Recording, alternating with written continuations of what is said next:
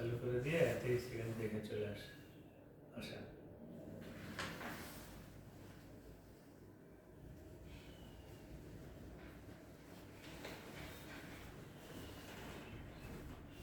হামিদা ওয়া মুসাল্লিয়া, আমরা আবারও আমাদের এই দর্শে ফিরে আসলাম। দর্শটা চলছিল আস-সামাউ ওয়াল আরদু ফিল কুরআনিল কারীম কিতাব থেকে। তো এখানে আমাদের মোস্তফাগঞ্জ মাদ্রাসার আল-ইজাজুল ইলমি বা কোরআনিক সায়েন্সের তাদরিবের মহাকাশ সংক্রান্ত দর্শে আজকে আমরা এই কিতাবের 305 নম্বর পৃষ্ঠা থেকে নতুন একটি দর্শ শুরু করছি। আপনারা সবাই 305 নম্বর পৃষ্ঠা খুলেন। এখানে দেখেন একটা বিষয় আছে, আস-সামাউ ওয়াল আরদু কানাতা জামিআন, আসমান জমিন একসাথে ছিল, ফাফাসসালা বাইনাহুমা বিহাদাল হাওয়াই, এরপর আসমান জমিনের মাঝে তিনি ব্যবধান সৃষ্টি করলেন বাতাস দিয়ে, বায়ু দিয়ে। তাহলে আমরা গত দর্শেও এই আয়াতটা নিয়ে সূরাতুল আম্বিয়ার 30 নম্বর আয়াত নিয়ে আমরা আলোচনা করেছি, যেখানে আল্লাহ সুবহানাহু ওয়া তাআলা বলছেন, এটা নিয়ে অনেক লম্বা দর্শ হচ্ছে, আপনাদের কাছে তো নিশ্চয়ই বিষয়টা সহজ হয়ে গেছে। তো এখানে আল্লাহ সুবহানাহু ওয়া তাআলা বলছেন, আন্নাস সামাওয়াতি ওয়াল আরদা কানাতা রাতকান, আসমান জমিন একত্রে একীভূত সংযুক্ত অবস্থায় ছিল, ফাফাতাকনাহুমা, এরপরে আমি কি করলাম, আমরা আমাদের এই মোস্তফাগঞ্জ মাদ্রাসার তাফসীরে জালালাইনের 2য় খণ্ডের দর্শের জিম্মাদারি আলহামদুলিল্লাহ আমার কাছে ছিল। আমি সারা বছর এই বিষয়গুলো তাফসীরে জালালাইনে কি করেছি, আলোচনা করেছি আলহামদুলিল্লাহ। তো জালালাইনের ছাত্রদের কাছে বিষয়গুলো সহজ হয়ে গেছে, মহাকাশ সংক্রান্ত আলোচনা। তো আমরা আজকে এই তাদরিবে যারা আছি তাদের কাছেও ইনশাআল্লাহ এটা সহজ হয়েছে বারবার শুনতে। তো এখানে আমরা অনেকগুলো তাফসীর নিয়ে আলোচনা করছি যে এই আয়াতের ব্যাখ্যায়। দেখেন আমরা এখানে যে শিরোনামটা কায়েম করেছি, এই শিরোনামটার কি পরের পৃষ্ঠায় দেখেন, পরে আমরা এখানে আসছি। ক্বালা মুজাহিদ বলেন, ওয়ালাম তাকুনিস সামাউ ওয়াল আরদু মুতামাসিতাইন। وقال سعيد بن جبير بل كانت السماء والأرض ملتزقتين, মানে আসমান জমিন সব একসাথে ছিল। ফালাম্মা রাফা'a as-সামা'a, যখন আসমানকে উঁচুতে উঠালেন আল্লাহ, ওয়া আবরাজা মিনহাল আরদা, এবং তার থেকে জমিনকে পৃথক করলেন, কানা যালিকা, এমন হলো, ফাফাতাকাহুমা, তখন উভয়টাকে পৃথক করে ফেললেন, আল্লাযী যাকারাল্লাহু ফি কিতাবিহি, যেটা আল্লাহ সুবহানাহু ওয়া তাআলা তার কিতাবে কি করেছেন। ওয়া ক্বালা আল-হাসান ওয়া কাতাদা, হাসান এবং কাতাদা বলেন, কানাতা জামিআন, আসমান জমিন একসাথে ছিল, ফাফাসসালা বাইনাহুমা বিহাদাল হাওয়া, উভয়ের মাঝে ব্যবধান করলেন বায়ু দিয়ে। এই যে দেখেন তাফসীরুল বাগাবী 4 নম্বর খণ্ডের 243 নম্বর পৃষ্ঠায় এই বক্তব্যটি আছে। এইটা ছেপেছে ইদারায়ে তালিফাতে আশরাফিয়া এই মাকতাবা থেকে। তাহলে আমরা যে শিরোনামটা কায়েম করছি কোথা থেকে নিয়েছি, তাফসীরে বাগাবী। কোথা থেকে নিয়েছি? তাফসীরে বাগাবী থেকে। নুরুদ্দিন ভাই বলেন কোন কিতাব থেকে নিয়েছি? তাফসীরে বাগাবী থেকে। সবাই স্বাভাবিকভাবে সাড়া দিয়ে। আচ্ছা, তাহলে এই দেখেন, এবার শিরোনামে যান, আস-সামাউ ওয়াল আরদু কানাতা জামিআন, আসমান জমিন একত্রে একসাথে ছিল, ফাফাসসালা বাইনাহুমা বিহাদাল হাওয়া। তাহলে হুবহু ওই ইবারতটা এনে আমরা এখানে কি করেছি, শিরোনাম। এটা ইমাম বুখারী রাহিমাহুল্লাহ তাআলার একটা তর্ক, সেটা হলো ওনার যে হাদিসটা আনেন সেই হাদিসের ইবারত দিয়ে কি করেন, বাব কায়েম করেন।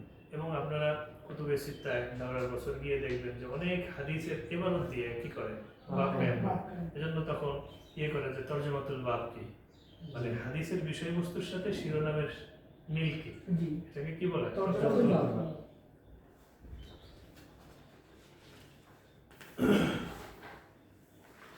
এখন যদি আমরা এই বিষয়ে একটু কথা বলি, সেটা হলো যে আসমান জমিন একসাথে ছিল, এরপরে তাদেরকে পৃথক করলেন কি দিয়ে, বায়ু। এর আগের ব্যাখ্যা আমরা করেছি আসমান জমিন একসাথে ছিল, অন্ধকারাচ্ছন্ন অবস্থায় ছিল, তাদের মাঝে পৃথক করলেন কি দিয়ে, আলো দিয়ে। আরেকটা ব্যাখ্যা করলাম যে আসমান জমিন একসাথে বন্ধা অবস্থায় ছিল, বন্ধা নারীদের মাদের যেমন বাচ্চা হয় না, সন্তান হয় না, এরকম আসমান বন্ধা ছিল, বৃষ্টি বর্ষণ করতো না, জমিন বন্ধা ছিল, ফসল ফলাতো না। পরে আল্লাহ সুবহানাহু ওয়া তাআলা সবাইকে উর্বর করে দিলেন যে আসমানও বৃষ্টি বর্ষণ করো, জমিনও কি করো, ফসল করো। এখানের ব্যাখ্যা হলো যে এরা সব একসাথে ছিল, মাঝখানে কোনো ব্যবধান ছিল না। আল্লাহ এদেরকে পৃথক করে দিলেন। ফারাফা'আস সামাআ, আকাশকে উঁচুতে স্থাপন করলেন, ওয়া আবকাল আরদা মাকানাহা, আর জমিনকে তার জায়গায় রেখে দিলেন। মাঝখানে যে একটা বিশাল খালি জায়গা, এই শূন্য জায়গাকে বায়ু দিয়ে ভরে দিয়েছেন। তো এটাকে বলা হয় মহাশূন্য। শূন্য মানে খালি জায়গা, এটাকে আরবিতে বলা হয় জাবু মানে শূন্য জায়গা। আর শূন্য জায়গা তো এমনি শূন্য থাকবে না, এখানে অনেক জীবনের নানান মৌলিক উপাদান দিয়ে এটা পরিপূর্ণ। যেমন আপনি উপরে বিভিন্ন গ্যাসীয় উপাদান আছে, হাইড্রোজেন, নাইট্রোজেন, অক্সিজেন, মিথেন, তারপরে কার্বন, অনেক গ্যাসীয় উপাদান আছে। এরপরে আপনি যদি এই যে হাওয়া বললো বাতাস, তো বাতাস কি? বাতাস হচ্ছে অক্সিজেন। বাতাস কি? অক্সিজেন। এই বাতাসের উপাদানের মধ্যে যদি অক্সিজেনের পরিমাণ পর্যাপ্ত থাকে তাহলে সেই বাতাসটা বিশুদ্ধ বাতাস হয়। আর যদি সেখানে কার্বন ডাই অক্সাইডের পরিমাণ বেশি হয়ে যায় তখন সেটা হয় দূষিত বাতাস। যেমন যে অঞ্চলে গাছপালা বেশি, সবুজ গাছ বেশি, সেই অঞ্চলের বাতাসটা বিশুদ্ধ থাকার সম্ভাবনা বেশি। কেন? কারণ হলো আমাদের যে সবুজ গাছ আছে, গাছের পাতা প্রতিনিয়ত অক্সিজেন উৎপন্ন করে সে আমাদের পরিবেশে ছেড়ে দেয়। সেই অক্সিজেন আমরা গ্রহণ করি। এই যে নিচ্ছি আমরা, যে আমাদের সিস্টেম, শরীরের যে সিস্টেমের মাধ্যমে নিচ্ছি এটাকে বলা হয় রেসপিরেটরি সিস্টেম, শ্বাস প্রশ্বাস। আবার এখান থেকে আমরা যেই ছেড়ে দিচ্ছি যেটা কার্বন ডাই অক্সাইড, এটা হলো দূষিত, সেটা আবার গাছের পাতা নিয়ে নিচ্ছে। তাহলে দেখেন পরিবেশ কিভাবে ব্যালেন্স হইল, ভারসাম্য। সে অক্সিজেন ছাড়লো, আমরা সেটা নিয়ে নিলাম। আমরা দূষিত কার্বন ডাই অক্সাইড ছাড়লাম, গাছের পাতা সেটা গ্রহণ করলো। এই জন্য পরিবেশ ঠিক রাখার জন্য গাছ জরুরি, বনায়ন জরুরি। এটাকে মানে বনাঞ্চল ধ্বংস করা এটা ঠিক না। একটা গাছ যদি কাঠের প্রয়োজনে কেটে ফেলা হয় তাহলে আবার নতুন আর একটা চারা রোপণ করা উচিত। এটা হলো হাওয়া, বাতাস। এখন এই বাতাস দিয়ে আমাদের এই মহাশূন্যটাকে পরিপূর্ণ করছে। এখন বায়ুর বিষয়টা যেহেতু আসলো, আপনারা জানেন যে বায়ু তো এমন হালকা কোনো বস্তু না যে বায়ুর কোনো শক্তি নাই। বায়ু যখন বিশাল বেগে এভাবে প্রবাহিত হতে থাকে, যেটাকে আমরা ঝোড়ো হাওয়া বলি, সব কিছুকে ভেঙে কি করে দেয়? সুতরাং বায়ুর বিভিন্ন স্তর আছে, সেই স্তরকে আমরা বায়ুমণ্ডলের স্তর বলি। তার মানে আমাদের যে এই মহাশূন্য এটা যে একেবারে হালকা একটা বায়ু বিষয়টা তা না। এই বায়ু বিভিন্ন স্তরে বিভক্ত থেকে থেকে এমন একটা জটিল কাঠামো তৈরি করে রাখছে আমাদের মাথার উপরে, যে মহাশূন্য থেকে বা সৌরজগৎ থেকে বা ধূমকেতু থেকে কোনো ক্ষতিকর বস্তু এসে আমাদের পৃথিবীতে আঘাত হানতে পারে না। তাহলে আপনি দেখছেন বায়ু মনে হচ্ছে বায়ু, এটা তো হালকা বস্তু, বিষয়টা কিন্তু যেমন পানিকে মনে হয় পানি তরল, পানিতে আপনি দাঁড়াবেন কোনো সাপোর্ট পাবেন না, তলিয়ে যাবেন, মনে হচ্ছে যে পানির কোনো কি নেই, শক্তি নেই। অথচ আপনি 3 তলা ছাদ থেকে এই পুকুরে আপনি এইভাবে, এই যে আমাদের বিল্ডিং এর ভবনের পিছনে যে পুকুর আছে, 3 তলা ছাদ থেকে আপনি এরকম পুকুর হয়ে পড়েন পানির উপরে, বুকের উপরে, তাহলে দেখবেন যে পানির কি শক্তি। আবার যখন পানি বিশাল তরঙ্গ হয়ে সাগরের ঢেউ, বঙ্গোপসাগর, লোহিত মহাসাগর, আটলান্টিক মহাসাগরের পানি যখন ঢেউয়ের মতো আসে, সবকিছুকে ভেঙে কি করে দেয়? চুরমার করে দেয়। তার মানে এটা হলো আপেক্ষিক। এটা কি? কখনো কখনো পানি নরম, কখনো কখনো পানি অনেক শক্ত, কখনো কখনো বায়ু নরম, আবার কখনো কখনো বায়ু শক্ত। এই জন্যই বায়ুর স্তরগুলি আমাদের মাথার উপরে বায়ুমণ্ডলের 5টি স্তর: troposphere, stratosphere, mesosphere, thermosphere, exosphere. এই 5টি স্তর আমাদের মাথার উপরে বিশাল একটা প্রোটেকশন, প্রতিরোধ ব্যবস্থা তৈরি করে রেখেছে, যেটাকে আমরা প্রাকৃতিক আকাশ প্রতিরক্ষা ব্যবস্থা বলতে পারি। কি? প্রাকৃতিক আকাশ প্রতিরক্ষা ব্যবস্থা বলতে পারি। আপনারা দেখেন যে ইসরায়েল, তার কত গর্ব ছিল যে তার পুরো দেশে এরকম আকাশ প্রতিরক্ষা ব্যবস্থা, আয়রন ডোম স্থাপন করছে, যে কোনো দেশের আকাশ তার প্রতিরক্ষা ব্যবস্থাকে ভেদ করে কোনো দেশ তাকে কি করতে পারবে না, আক্রমণ করতে পারবে না। এটা তো মনুষ্য সৃষ্ট প্রতিরক্ষা ব্যবস্থা, কি মনুষ্য সৃষ্ট, যেটাকে আর্টিফিশিয়াল বলে, আর্টিফিশিয়াল ইঞ্জিন। আর আল্লাহ সুবহানাহু ওয়া তাআলা আমাদের মাথার উপরে এরকম প্রতিরক্ষা ব্যবস্থা বায়ুমণ্ডলের 5টা স্তরে রেখেছেন, যাতে করে বায়ুমণ্ডল মহাবিশ্ব থেকে, গ্যালাক্সি থেকে, ছায়াপথ থেকে, ধূমকেতু থেকে, এরপরে তারকার বিস্ফোরণ থেকে, সুপারনোভা থেকে কোনো ক্ষতিকর বস্তু এসে পৃথিবীতে আঘাত করতে না পারে। এরপরে দেখেন কওলুহু তাআলা আওয়ালাম ইয়ারাল্লাযীনা কাফারু আন্নাস সামাওয়াতি ওয়াল আরদা কানাতা রাতকান ফাফাতাকনাহুমা ওয়াজআলনা মিনাল মাই কুল্লা শাইইন হাইয়্যিন আফালা ইউমিনুন। সূরাতুল আম্বিয়া আয়াত নম্বর 30। আওয়ালাম ইয়ারাল্লাযীনা কাফারু ক্বারা ইবনে কাসীর লাম ইয়ারা বিগাইরি ওয়া। আচ্ছা, আমাদের যেটা মুহাল্লে ইস্তিশাদ সেখানে আমরা যাই, সেটা হলো দেখেন ফাফাতাকনাহুমা, ফাফাতাকনাহুমা। আচ্ছা, কানাতা রাতকান, এটা দেখেন ক্বালা ইবনে আব্বাস বলেন রাদিয়াল্লাহু আনহুমা ওয়া আতা ওয়া কাতাদা কানাতা শাইআন ওয়াহিদা। আসমান জমিন কি ছিল? একটা ছিল, মুলতাজিকাতাইনি, সংযুক্ত অবস্থা ছিল। ফাফাতাকনাহুমা, আল্লাহ রাব্বুল আলামিন বলেন যে আমি তাদেরকে পৃথক করলাম। এটার ব্যাখ্যা কি? এটার ব্যাখ্যা হলো ফাফাসসালা বাইনাহুমা বিল হাওয়া, আমি তাদের মাঝে ব্যবধান সৃষ্টি করলাম বাতাসের মাধ্যমে। এরপরে দেখেন ওয়ার রাতকু ফিল লুগাতি আস-সাদ্দ, দেখছেন রাতকু যে আবিধানিক অর্থ, এটার অর্থ হলো সাদ্দ। সাদ্দা ইয়াসুদ্দু মানে বেঁধে রাখা। কোন বস্তু যদি খুব ঘনভাবে একীভূত অবস্থায়, সংযুক্ত অবস্থায় থাকে, তখন আপনি তাকে সাদ্দ বলতে পারেন। এরপরে ওয়াল ফাতকু আশ-শাক্কু, আর ফাতকুর অর্থ কি? বিদীর্ণ করা। তার মানে আল্লাহ এটাকে ফাতাকনাহুমা মানে শাকাকনাহুমা, তিনি সেটাকে বিদীর্ণ করেছেন, ফেটে মানে ভেঙে ফেলেছেন। قال كعب خلق الله السماوات والأرض بعضها على بعض, আল্লাহ আসমান জমিনের একটাকে আরেকটার উপরে সৃষ্টি করেছেন। সুম্মা খালাকা রিহান, এরপরে বাতাস সৃষ্টি করেছেন। ফাওয়াসাতাহা, এরপরে বাতাসকে তাদের মাঝে মাধ্যম করেছেন। ফাফাতাহা বিহা, এরপরে এই বাতাস দিয়ে আসমান জমিনকে উন্মোচিত করেছেন। ওয়াজআলাস সামাওয়াতি সাবান, সকল আসমানকে 7 আসমানে বিভক্ত করেছেন। ওয়াল আরদিনা সাবান, সকল জমিনকে 7 জমিনে কি করেছেন? বিভক্ত করেছেন। এটা তো তাফসীরের বক্তব্যে পেলেন যে আসমানও 7টা, জমিনও 7টা। তো এরকম সামনে আমাদের একটা মাকালা আছে, একটা শিরোনাম আছে যেটার নাম হলো সাবউ সামাওয়াত, 7 আসমান। সেখানে আমরা কমপক্ষে 9টা আয়াত উল্লেখ করেছি, যে 9টা আয়াতে সুস্পষ্টভাবে উল্লেখ আছে আসমান হলো 7টা, আবার জমিনও 7টা। এখানে তাফসীর থেকে পেলেন, ওয়ামিনাল আরদি মিসলাহুন্না, এই আয়াত থেকেও পেলেন। আবার সহিহ বুখারীর কিতাব বাদিল খলকে অসংখ্য হাদিস আছে, যেখান থেকে বোঝা যায় জমিন কি 7টা। তাহলে আসমান জমিন উভয়টা যে 7টা, এই বিষয়ে আমরা দলিল পেয়ে গেলাম। এখন বিজ্ঞানীরা যদি প্রথম আসমান ভেদ করে, তাদের পর্যবেক্ষণ, তাদের গবেষণা যদি প্রথম আসমান অতিক্রম করে 7 আসমান পর্যন্ত না যেতে পারে, আর তারা যদি বলে যে আমরা আসমানের কোনো কি পাই না, 7 আসমানের কোনো খোঁজ পাই না, তাহলে সেটা আমাদের মানার কি নেই, দরকার নেই। আমরা ইলমে ওয়াহির মাধ্যমে কোরআন, হাদিস এবং কুতুবুত তাফসীরের বিভিন্ন বক্তব্য থেকে আমরা সুস্পষ্টভাবে জেনে গেছি যে আসমানও 7টা, জমিনও 7টা। قال مجاهد والسدي, মুজাহিদ এবং সুদ্দি বলেন কানাতিস সামাওয়াতু মুরতাকিতান তাবাকাতান ওয়াহিদাতান, আসমান জমিন মুরতাকিতান একসাথে ছিল, তাবাকাতান ওয়াহিদাতান একটা তবকা ছিল, মানে একসাথে থাকা মানে তো একটা তবকাই থাকে।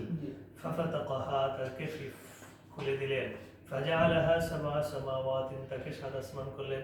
ওয়াকাযালিকাল আরদুনা কানাত মুরতাকিতান তাবাকাতান ওয়াহিদাতান, এমনিভাবে সকল জমিনও এক জমিন ছিল। ফাজাআলাহা সাবআ আরদিনা, এটাকেও কি ওয়াওরাদাহুল ইমামুল কুরতুবী ফি তাফসীরিহি কাযালিক, ইমাম কুরতুবী রাহিমাহুল্লাহ তার তাফসীরে এমনটি উল্লেখ করেছেন। ওয়াওরাদাহুল ইমামু সালাবী ফিল কাশফি ওয়াল বায়ান আন তাফসীরিল কুরআন কাযালিক, এমনিভাবে ইমাম সালাবী তার কিতাব আল কাশফু ওয়াল বায়ান আন তাফসীরিল কুরআন, কিতাবের নাম বলেন। এই কিতাবের মধ্যেও তিনি একই উল্লেখ করেছেন 6 নম্বর খণ্ডে 277। وقال عكرمة وعطية كانت السماوات رتقا لا تمطر والأرض رتقا لا تنبت ففتق السماء بالمطر والأرض بالنبات, একই বক্তব্য না? তাফসীরুল বাগাবীর 4 নম্বর খণ্ডের 243 নম্বর পৃষ্ঠায় এই বক্তব্যটা উল্লেখ আছে। এটা যে মাকতাবা থেকে ছেপেছে তার নাম হলো ইদারায়ে তারিফাতে আশ-শাফিয়্যিয়া। এরপরে দেখেন এখানে আমরা বিজ্ঞানের বিষয়গুলো আমরা এতক্ষণ আলোচনা করছি মুখে মুখে, আমরা ইবারতে সংক্ষিপ্তভাবে একটু মিলাই নিব। তাফসীরু ফাসসালা বাইনাহুমা বিহাদাল হাওয়াই ফি দাওইল ইলমি। দাওউন মানে আলোকে, ইলম মানে হলো বিজ্ঞান। এক নম্বর বিষয় হলো দেখেন আল ফারাগুল কাউনিয়্যু। আল ফারাগুল ফারাগ মানে হচ্ছে শূন্য, ফারাগ মানে কি শূন্য, আর কাউনি কাউন মানে হচ্ছে মহাবিশ্ব, সেখান থেকে কাউন অর্থাৎ মহাবিশ্বের শূন্য জায়গা। তো এই বিষয়ে আমরা এতক্ষণ আলোচনা করলাম না? দেখেন এখানে একটা ইংরেজি আছে স্পেস। আল ফারাগুল কাউনিয়্যুকে স্পেস বলে, স্পেস মানে মহাশূন্য। আর এখানে আরেকটা ইংরেজি পরিভাষা আছে হচ্ছে বিগ ব্যাং। দেখছেন? তাহলে আমরা ইতিপূর্বে অনেকবার আলোচনা করেছি একাধিক দর্শে যে বিগ ব্যাং এবং আধুনিক যে কসমোলজি সৃষ্টিতত্ত্ব আছে তারা এই কথাটা বলে যে মহাবিশ্ব আগে একত্রিত ছিল, পরে বিশাল বিস্তৃত করে সেটাকে কি করা হয়েছে, পৃথক করা হয়েছে, এবং এর মাঝে রয়েছে মহাশূন্য, যেটাকে আমরা স্পেস বলি। 2 নম্বর দেখেন আল গিলাফুল জাওয়িয়্যু, বায়ুমণ্ডল। কাওয়াসিতিন, এটা হলো বিস্তৃত, বাইনাস সামাই ওয়াল আরদি, আসমান জমিনের মাঝে যে বায়ুমণ্ডল, এই বায়ুমণ্ডল এই তাফসীর থেকে আমরা জানলাম যে আসমান জমিনকে বায়ু দিয়ে পৃথক করছে। তাহলে এই যে বায়ুমণ্ডলের বিষয়গুলো বিজ্ঞানীরা বলেন না, বিজ্ঞানীরা বলেন। 3 নম্বর হলো আল হাওয়াউ কারামজিন লিল হায়াতি ওয়াত তানাফফুসি, মানে হায়াত মানে জীবন আর তানাফুস মানে হচ্ছে শ্বাস প্রশ্বাস। আপনার জীবন যাপনের জন্য এবং শ্বাস প্রশ্বাসের জন্য বাতাসটা অতি প্রয়োজন। এটা তো আমি কেবল ব্যাখ্যা করলাম যে কিভাবে অক্সিজেন উৎপন্ন হয়, আমরা সেই অক্সিজেন নিয়ে বেঁচে থাকি। এই অক্সিজেন আমরা এভাবে নিচ্ছি, নেওয়ার পরে সেই অক্সিজেন কোথায় যায়? শ্বাসনালী এভাবে আছে, শ্বাসনালীর ভিতর দিয়ে এটা ফুসফুসে চলে যায়, ফুসফুসটা এখানে আছে, ফুসফুসে রক্তনালী আছে, শিরাধমনী, সেই রক্তনালীর মাধ্যমে ফুসফুসে রক্ত আসে, সেই রক্তের সাথে এই অক্সিজেনটা মিলে যায়, কি যায়? মিলে যায়। এরপরে এই অক্সিজেনটা রক্তের সাথে যখন মিলে যায় পুরা শরীরে সব জায়গায় এই অক্সিজেন সমৃদ্ধ রক্ত পৌঁছে যায়। তো কোষের বেঁচে থাকার জন্য অক্সিজেন জরুরি। এইভাবে দেখছেন কিভাবে অক্সিজেনটা মিলে যাচ্ছে। এর থেকে আমরা আরেকটা বিষয় বুঝতে পারি, সেটা হলো মানবদেহের প্রতিটি সিস্টেম একটা আরেকটার সাথে মানে সংযুক্ত, অঙ্গাঙ্গি ভাবে জড়িত। পুরা মানবদেহের ভারসাম্য রক্ষার জন্য প্রত্যেকটা সিস্টেম একটা আরেকটাকে সহযোগিতা করে। এটা হলো রেসপিরেটরি সিস্টেম, এটা আবার ব্লাড সার্কুলেটরি সিস্টেমকে সহযোগিতা করে। কিভাবে? রক্ত সংবহন তন্ত্রের সাথেই।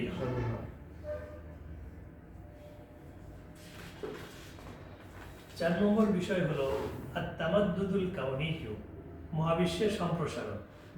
ওয়াল ফাসলু বাইনাল আজরামিস সামাবিয়্যা, এবং মহাকাশীয় বস্তুসমূহের মাঝে ব্যবধান। আল ফাসলু মানে কি? ব্যবধান। বাইনাল আজরামিস সামাবিয়্যা, মহাকাশীয় বস্তুসমূহের মধ্যে। এটার অর্থ কিভাবে হলো? আজরাম শব্দটা জার্মান থেকে আসছে, জার্মান মানে বডি, বডি। আজরাম মানে তাহলে বস্তু, আর সামাবিয়্যা মানে মহাকাশীয়, মহাকাশীয় বস্তু। আপনি বিষয়টা দেখেন, তামাদ্দুদুল কাউনিয়্যু মানে হলো মহাবিশ্বের সম্প্রসারণ। একটা নক্ষত্র থেকে আরেকটা নক্ষত্রের দূরত্ব বিশাল। সূর্য থেকে অন্যান্য নক্ষত্র এমন না যে গায়ে গায়ে লেগে আছে। আপনি যখন রাতের আকাশে যখন অনেক তারকা দেখেন, তখন মনে হয় যে সেগুলো জোনাকি পোকার মতো মিটিমিটি করে জ্বলছে, মনে হয় যে আকারে খুব ছোট। বিষয়টা তা না, বিশাল বিশাল নক্ষত্র। কিন্তু পৃথিবীর পৃষ্ঠ থেকে সেগুলোর দূরত্ব অনেক অনেক বেশি হওয়ার কারণে আমাদের কাছে মনে হয় যে সেগুলো জোনাকি পোকার মতো মিটিমিটি করে জ্বলছে। আবার সবগুলো নক্ষত্র সমান্তরালে নেয়, যেমন আপনাদের মাথা সবগুলো একই বরাবর, যেমন এই সেলফের একটা তাক একই বরাবর, কিন্তু আকাশের গায়ে আকাশের গায়ে নক্ষত্রগুলো একটা ফাতহুল বারি, যেটা হলো সহিহ বুখারীর একটা বিখ্যাত গ্রন্থ, ব্যাখ্যা গ্রন্থ, এ সরা, এটা একটা ইবারত আছে, আন-নুজুমু মুআল্লাকাতুন বাইনাস সামাই ওয়াল আরদি। আন-নুজুমু মুআল্লাকাতুন বাইনাস সামাই ওয়াল আরদি, এই নক্ষত্র তারকাগুলো আসমান জমিনের মাঝে ভাসমান, ঝুলন্ত। তার মানে আকাশের গায়ে লেগে থাকে না, কি থাকে না, লেগে থাকে না। এটা বিজ্ঞানের সাথেও মিলে এই বক্তব্যটা। কিভাবে মিলে? কারণ বিজ্ঞান বলে যে যে আমাদের যে গ্রহ নক্ষত্র আছে এগুলো হলো চলমান, স্থির না, সে তার কক্ষপথে কি করতে থাকে, চলমান থাকে। তো চলমান থাকার জন্য তো সে ভাসমান বা কোনো জায়গায় লেগে থাকা কিনা জরুরি না, বা লেগে না থাকলেই ভালো। অবশ্য কিছু কিছু জিনিস লেগে থেকেও চলমান থাকতে পারে, যেমন ফ্যানটা তো আপনার ছাদের সাথে অ্যাটাচড আছে, স্থির আছে, স্থির থেকে তার বডিটা স্থির আছে, কিন্তু তার পাখাটা কি করতে থাকে, ঘুরতে থাকে। এরকম ভাবে সবকিছুরই সম্ভাবনা থাকে আর কি। তাহলে আন-নুজুমু মুআল্লাকাতুন বাইনাস সামাই ওয়াল আরদি, এই যে ইবারতটা ফাতহুল বারীতে আছে, এই ইবারতটা নিয়ে চিন্তা করলে তখন কি বের হয়, বিভিন্ন তথ্য বের হয়। আরেকটা বিষয় হলো যে মহাবিশ্ব যদি সুবিশাল বিস্তৃত না হতো, তাহলে এত নক্ষত্র এবং গ্রহগুলো একটা আরেকটা থেকে যে দূরত্ব থেকে, নিরাপদ দূরত্ব থেকে তাদের সহ অবস্থানে অবস্থান করা, এটা সম্ভব হতো। একটা আরেকটার সাথে গায়ে গায়ে লেগে থাকতো, সংঘর্ষ হতো, একটা আরেকটাকে নাগাল পেত। তখন কুরআনুল কারীমের যে আয়াতটা আছে সেই আয়াতের সাথে মাফহুমটা সাংঘর্ষিক হতো। লাশ-শামসু ইয়ানবাগী লাহা আন তুদরিকাল কমার ওয়ালাল লাইলু সাবিকুন নাহার ওয়া কুল্লুন ফি ফালাকি ইয়াসবাহুন। আপনারা ঘুম আসতেছে? আচ্ছা, তাহলে লাশ-শামসু ইয়ানবাগী লাহা আন তুদরিকাল কমার, মানে সূর্যের জন্য এই ক্ষমতা নাই যে সে চাঁদের নাগাল পায়। তার মানে প্রত্যেকের জন্য, প্রত্যেকের আবর্তন প্রদক্ষিণের জন্য সীমারেখা নির্ধারিত, প্রত্যেকের সময় নির্ধারিত, কেউ কারো কক্ষপথে যায় না, কারোর সাথে কারো সংঘর্ষ হয় না। এটা এই দেখেন আত-তামাদ্দুদুল কাউনিয়্য এই বিষয়টাকে স্পষ্ট করে। কারণ মহাবিশ্ব যদি বিশাল বিস্তৃত না হতো, তাহলে প্রত্যেকটা নক্ষত্রের জন্য ভিন্ন ভিন্ন সীমারেখা, ভিন্ন ভিন্ন সীমানা নির্ধারণ করা যেত না।